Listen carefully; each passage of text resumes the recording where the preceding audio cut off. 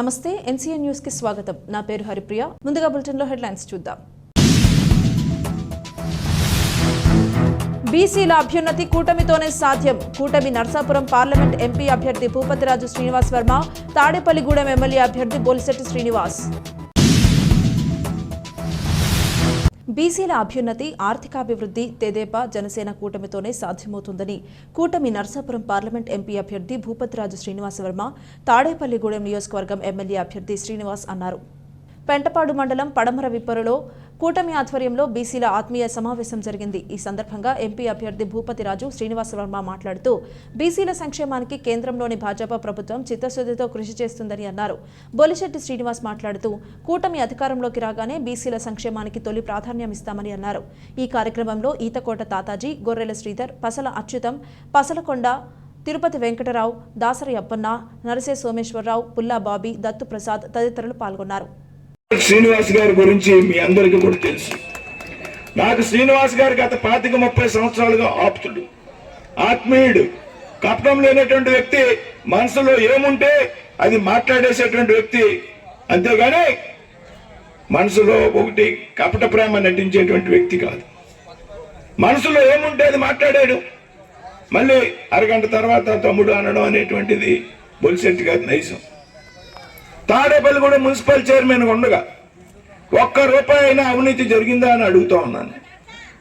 ఇవాళ తాడేపల్లిగూడెంలో నిట్టు వచ్చింది అంటే పైడికొండ మాణిక్యాలరావు గారితో పాటు బొలిశెట్టి శ్రీనివాస్ గారు కూడా అంతే పాత్ర ఉంది అనేటువంటి విషయాన్ని నేను గుర్తు చేస్తున్నా. ఢిల్లీకి వెళ్ళి లక్షల రూపాయలు ఖర్చు పెట్టినటువంటి వ్యక్తి ఆ రోజుల్లో బొలిశెట్టి శ్రీనివాస్ గారు. మాణిక్యాలరావు గారు కృషి, వీరిద్దరి కారణంగా మాత్రమే తాడేపల్లిగూడెంలో ఈవేళ నిట్టు వచ్చింది. తాడేపల్లిగూడానికి జాతీయ స్థాయిలో ప్రాముఖ్యత వచ్చింది అనేటువంటి విషయం వాస్తవం.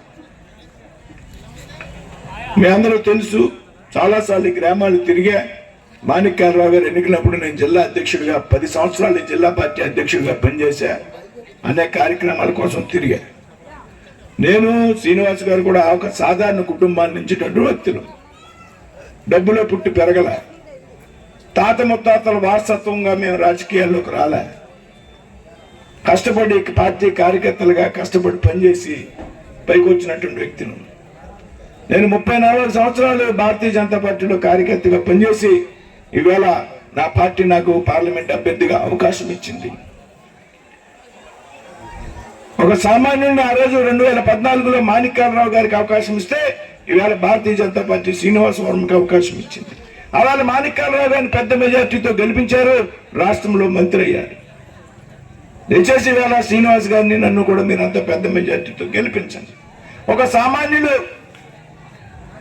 ప్రజాప్రతినిధులు అయితే అభివృద్ధి ఏ విధంగా ఉంటుంది అనేటువంటి విషయాన్ని మీకు చూపెడతాం అనేటువంటి విషయాన్ని చెప్తా ఉన్నా. అహంకారం అనేది ప్రజాప్రతినిధికి పనికిరాదు. ప్రజలు ఎన్నుకోబడ్డటువంటి ప్రజాప్రతినిధి ఏదైతే ఉన్నాడో ప్రజలకు వారి అభిప్రాయాల మేరకు పనిచేయాలి. అహంకారం అనేది ఎట్టి పరిస్థితుల్లో ఉండకూడదు. వాళ్ళు చెప్తున్నారు శ్రీనివాస్ గారు రోడ్డుకి 30 లక్షల రూపాయలు ఆయన నిధులు తెస్తే ఆయన తప్పించి ఆవిడ ఈ ఊరిలో రోడ్డు వేయకూడదట.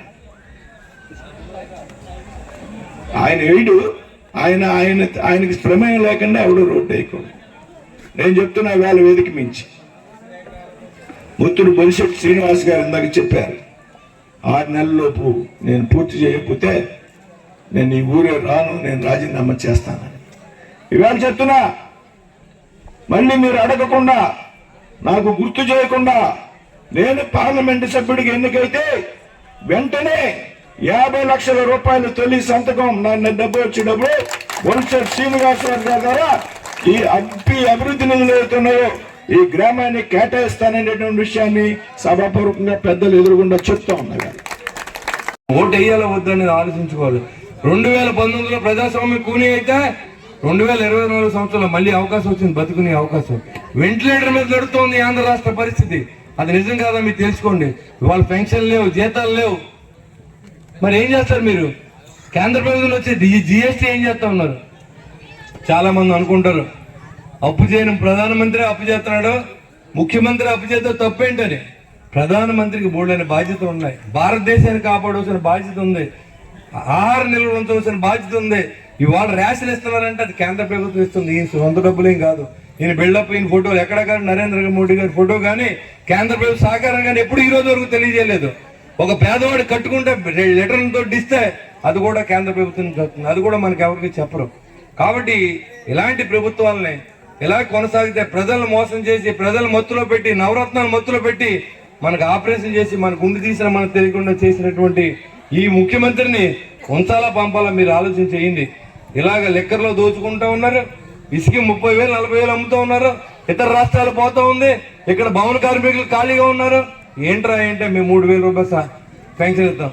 ఎవరు డబ్బులు ఇస్తున్నారు మీరు? మేము కట్టిన ట్యాక్సులు ప్రతి మోటార్ సైకిల్ ఉన్న వ్యక్తి కూడా ప్రతిరోజు ట్యాక్స్ కడుతున్నాడు. కేంద్ర ప్రభుత్వానికి 35 రూపాయలు, కేంద్ర ప్రభుత్వానికి 25 రూపాయలు, కేంద్ర ప్రభుత్వానికి 35 రూపాయలు. ఇలాగ ఈ రకంగా ప్రతి మోటార్ సైకిలిస్ట్ కూడా 1 లీటర్ పెట్రోల్ కొట్టిస్తే డబ్బులు కడుతూ ఉన్నాడు. ఒక రైతు డీజిల్ కొట్టించుకుంటే ట్యాక్స్ కడుతూ ఉంటాడు.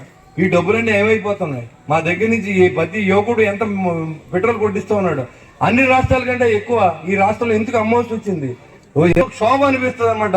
ఇవాళ ఖచ్చితంగా నరేంద్ర మోడీ గారి సహకారం లేకపోతే ఈ రాష్ట్రంలో పోలవరం ప్రాజెక్టు తయారవదు, నిరుద్యోగ క్యాలెండర్ ఉండదు, ఇండస్ట్రీస్ రావు, రోడ్లు పొరలించుకోలేం, రైతులు ఆదుకోలేం. ఇలాంటి పరిస్థితి రాబోతూ ఉంది. మీరు గమనించండి. మరో బీహార్గా కాబోతూ ఉంది. ఇప్పుడే మంచినీళ్ళు లేవు.